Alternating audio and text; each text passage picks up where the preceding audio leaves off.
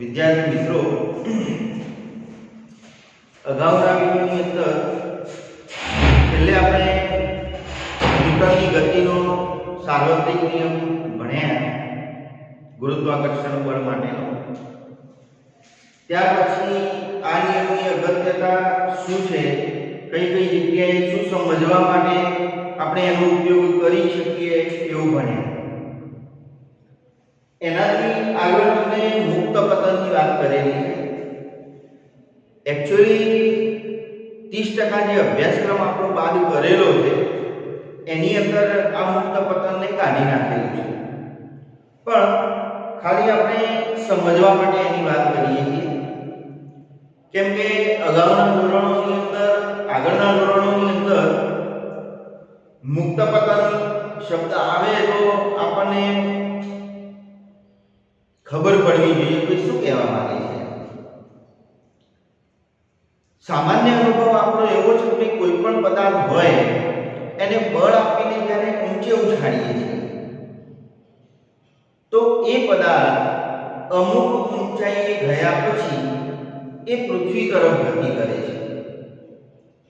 પૃથ્વી તરફ કેમ ગતિ કરે છે તો આપણે અગાઉ ભણી ગયા, પણ એ પદાર્થ જેમ જેમ નીચે આવતો જાય એમ એના વેગની અંદર હંમેશા વધારો થતો જણાય છે. જ્યારે પદાર્થ ઉપર જતો હોય તો જેમ જેમ ઉપર જાય એમ એના વેગમાં ઘટાડો થતો હોય છે, એવો આપણો સામાન્ય અનુભવ છે. હવે જે પદાર્થ જ્યારે નીચે આવતો હોય ત્યારે એના વેગની અંદર ફેરફાર થયો, વધારો થયો. વેગમાં ફેરફાર થાય એટલે તરત જ પ્રવેગમાં ફેરફાર થાય. તો પદાર્થની અંદર ઉદ્ભવેલો જે પ્રવેગ છે એ કોના કારણે છે? તો ગુરુત્વાકર્ષણ બળને કારણે છે. અને ગુરુત્વાકર્ષણ બળને કારણે જે પ્રવેગ પેદા થાય એને આપણે ગુરુત્વ પ્રવેગ તરીકે ઓળખીશું. અને એના માટે આપણે સ્મોલ g સંકેતો આપીશું. સંકેતોનો મિત્રો ખાસ ધ્યાન રાખવાનું. કેપિટલ G કરી દઈએ એટલે પાછી આનો અર્થ બદલાઈ જાય. આપણે ભણી ગયા ગુરુત્વાકર્ષણનો સાર્વત્રિક અચળાંક. અને સ્મોલ g શું બતાવે છે? ગુરુત્વ પ્રવેગ. તો ભાઈ પદાર્થની અંદર ગુરુત્વાકર્ષણ બળને કારણે ઉત્પન્ન થતો જે પ્રવેગ છે એને આપણે ગુરુત્વ પ્રવેગ કહીશું. બરાબર. હવે આપણે સાર્વત્રિક નિયમની અંદર એવું ભણ્યા, હવે F બરાબર G m1 m2 d². આવું સૂત્ર આપણે તારવ્યું. બરાબર. હવે આપણે પ્રયોગ પૃથ્વી ઉપર કરીએ છીએ, પદાર્થને ઉછાળીએ છીએ.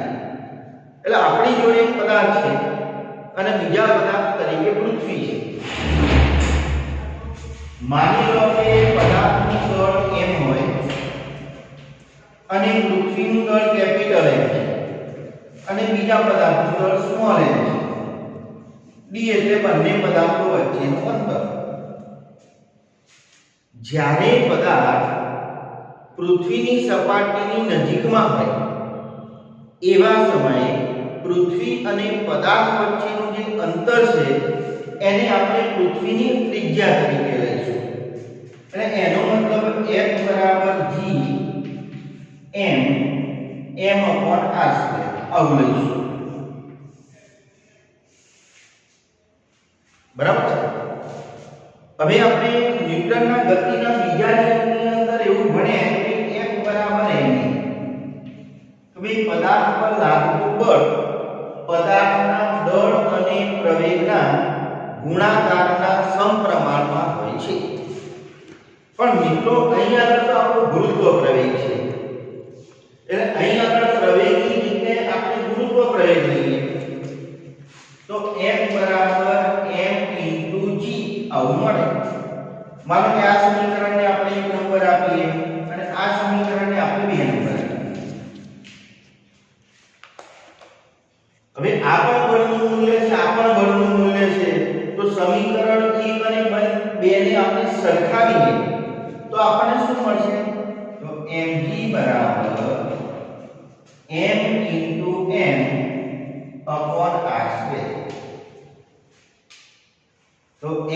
પદાર્થનું દળ બંને બાજુ સરખું છે એટલે એ તો ઉડી જશે, એટલે બાકી વધશે g બરાબર m capital G upon r square. આ સમીકરણની અંદર પદાર્થનું દળ સ્મોલ m આવતું નથી. એનો મતલબ એ થયો કે ગુરુત્વ પ્રવેગનું મૂલ્ય પદાર્થના દળ ઉપર આધાર રાખતું નથી. હવે મિત્રો આપણે પૃથ્વીની વાત કરીએ તો આપણે ભલે એવું બોલીએ છીએ કે આપણી પૃથ્વી ગોળ છે, પણ વાસ્તવમાં ગોળ નથી. એ નારંગી જેવી છે, લંબગોળાકાર છે.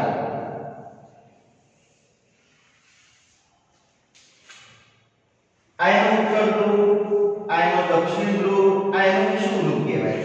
એવું તો કદાચ તમે સમાજ વિજ્ઞાનની અંદર પણ ભણેલા છો. એટલે આપણી પૃથ્વી જે છે એ ધ્રુવ આગળ ચપટી છે, દબાયેલી છે, અને વિષુવવૃત્ત આગળ આ ફૂલેલી છે. એનો મતલબ એ થયો કે ધ્રુવીય પ્રદેશની ત્રિજ્યા નાની છે અને વિષુવવૃત્તીય પ્રદેશની ત્રિજ્યા મોટી છે. હવે મિત્રો અહીં આપણે સમીકરણની અંદર જોઈએ તો ગુરુત્વ પ્રવેગ g તો અચળાંક છે, m એટલે તો પૃથ્વીનું દળ છે, r એટલે પૃથ્વીની ત્રિજ્યા છે.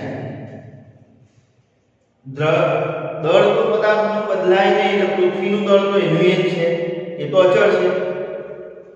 પણ જો આપણી પૃથ્વી લંબગોળ છે એનો મતલબ એ થયો કે આ વર્ગની ત્રિજ્યા અને વિષુવવૃત્ત આગળની ત્રિજ્યા બંને જુદી જુદી છે.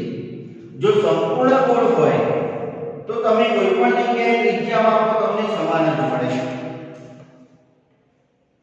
તો આ સમીકરણ એવું કહે છે કે ગુરુત્વ પ્રવેગનું મૂલ્ય ત્રિજ્યાના વર્ગના વ્યસ્ત પ્રમાણમાં છે. વ્યસ્ત પ્રમાણમાં હોય એટલે હવે એક રાશિનું મૂલ્ય ઘટતું હોય તો સામે બીજી રાશિનું મૂલ્ય વધે. મતલબ કે ત્રિજ્યા ઘટે તો ગુરુત્વ પ્રવેગનું મૂલ્ય વધે, ત્રિજ્યા વધે તો ગુરુત્વ પ્રવેગનું મૂલ્ય ઘટે. હવે આપણી વિષુવવૃત્તીય ત્રિજ્યા જે છે એ ધ્રુવીય ત્રિજ્યા કરતા મોટી છે.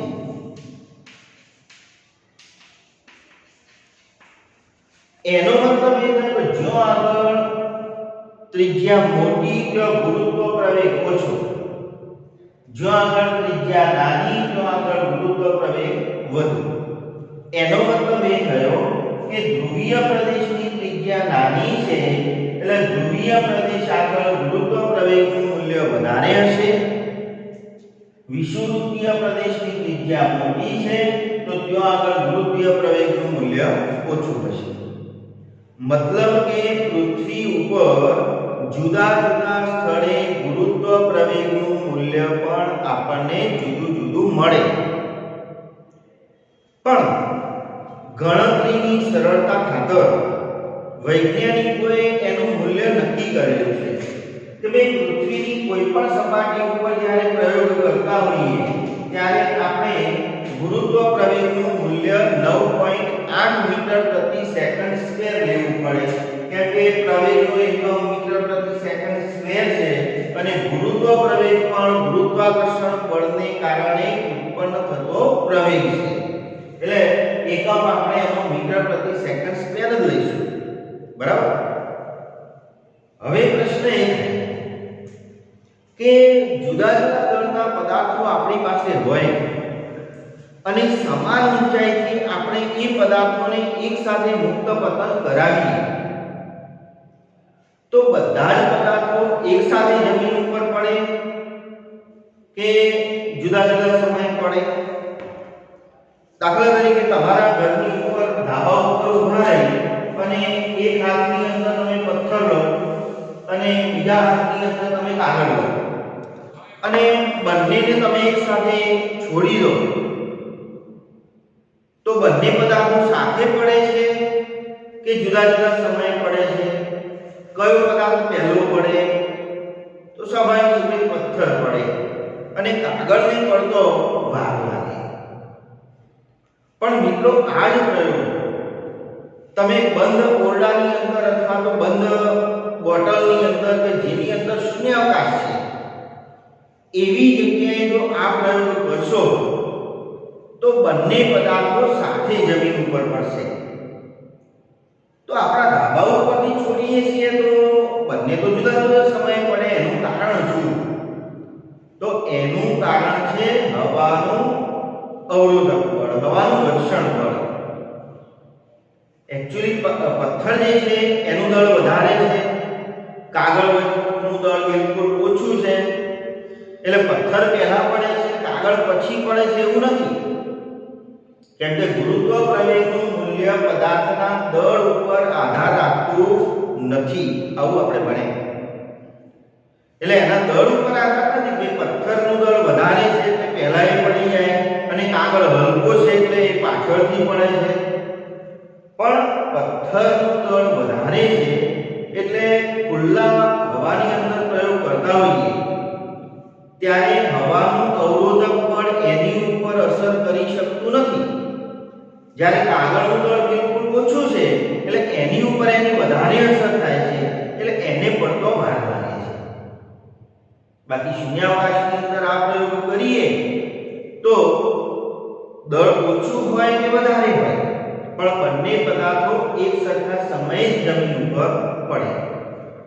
ગેલિલિયો નામના વૈજ્ઞાનિકે ઇટાલીના પિસાના ઢળતા મિનારા ઉપરથી જુદા જુદા દળના ઘણા બધા પદાર્થો લઈ અને એને મુક્ત પતન કરાવી અને દરેક માટેનો સમય નોંધેલો છે. એટલે આવા પ્રયોગોને અંતે એવું નક્કી થયેલું કે ભાઈ આના માટે હવાનું અવરોધક બળ જવાબદાર છે, હવાનું ઘર્ષણ બળ જવાબદાર છે. બાકી તો શૂન્યાવકાશની અંદર કોઈ પણ પદાર્થ તમે એક સરખી ઊંચાઈથી મુક્ત પતન થવા દો તો એ બધા જ પદાર્થો એક સાથે જમીન ઉપર પડે. બરાબર છે મિત્રો? તમે અચળ પ્રવેગી ગતિના સમીકરણો ભણી ગયા. v બરાબર u પ્લસ ab, s બરાબર ut પ્લસ 1/2 ab સ્ક્વેર અને v square minus u square બરાબર 2as. બૈજિક રીતે અને આલેખની રીતે આ સમીકરણો તમે મેળવેલા છે. હવે આપણો જે મુક્ત પતન કરતો પદાર્થ છે એ શરૂઆતમાં તો આપણા હાથની અંદર સ્થિર છે. એટલે એનો મતલબ એ કે એનો પ્રારંભિક વેગ જે છે ને એ શૂન્ય કહેવાય. પછી છોડી દઈએ એટલે એ ગતિ કરે છે ને એની અંદર વેગનું મૂલ્ય મળે છે. એટલે એનો મતલબ એ થાય કે એનો અંતિમ વેગ છે પણ પ્રારંભિક અવસ્થાની અંદર પદાર્થ સ્થિર છે એટલે એનો પ્રારંભિક વેગ શૂન્ય કહેવાય. માનો કે તમે જેટલી ઊંચાઈથી છોડો છો એટલું એ અંતર કાપવાનું છે. એટલે કાપેલું અંતર જે s છે એ માની લો કે h લઈએ. h જેટલું અંતર એ કાપે છે. અહીં આગળ મુક્ત પતન કરતા પદાર્થનો જે પ્રવેગ છે એ પ્રવેગ ગુરુત્વાકર્ષણ બળને કારણે છે જેને આપણે ગુરુત્વ પ્રવેગ તરીકે ઓળખીએ છીએ. એટલે પ્રવેગની જગ્યાએ આપણે ગુરુત્વ પ્રવેગ g નો ઉપયોગ કરીશું. તો આ કિંમતો જો આપણે આ સમીકરણોની અંદર મૂકીશું તો આપણને મુક્ત પતન પામતા પદાર્થના સમીકરણો મળે. તો v બરાબર u પ્લસ ab. તો v બરાબર u એટલે 0, a એટલે g, t એટલે તો સમય છે. એટલે આપણે એક સમીકરણ બને v બરાબર gt. જો બીજા સમીકરણની અંદર આપણે કિંમતો મૂકીશું s બરાબર ut plus 1/2 ab square. s એટલે કાપેલું અંતર h, u એટલે 0 ગુણ્યા t 1/2, a એટલે g અને t સ્ક્વેર. 0 ગુણ્યા t એટલે તો 0 થઈ જાય. એટલે આપણે મળશે h બરાબર 1/2 gt સ્ક્વેર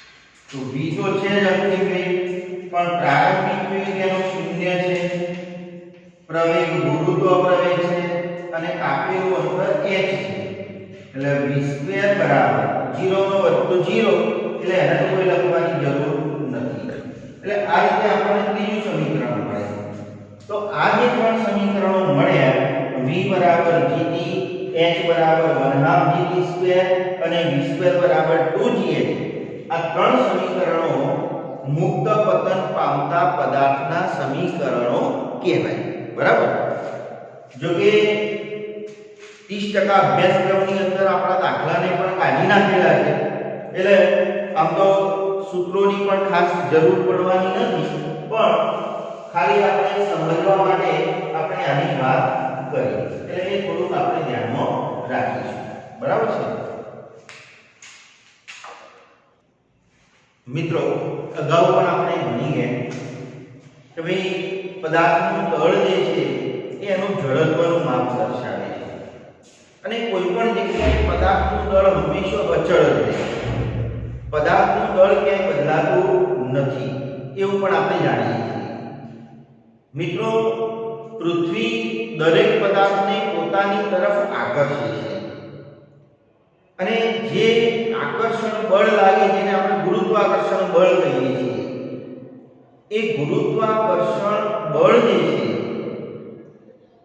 એ એનું વજન કહેવાય એટલે એક્ચ્યુઅલી આપણે ન્યૂટનના બીજા નિયમની અંદર આવું ભણીએ કે F બરાબર ma અને ગુરુત્વાકર્ષણ બળને કારણે ગુરુત્વ પ્રવેગ મળતો હોય તો આપણે એને ગુરુત્વ પ્રવેગ g તરીકે લખીએ છીએ એટલે પદાર્થનું દળ અને ગુરુત્વ પ્રવેગ આ બંનેનું જે ગુણનફળ છે એ આપણું વજન છે અને વજનને આપણે w વડે દર્શાવીએ છીએ એટલે વજન માટે લખાય w બરાબર mg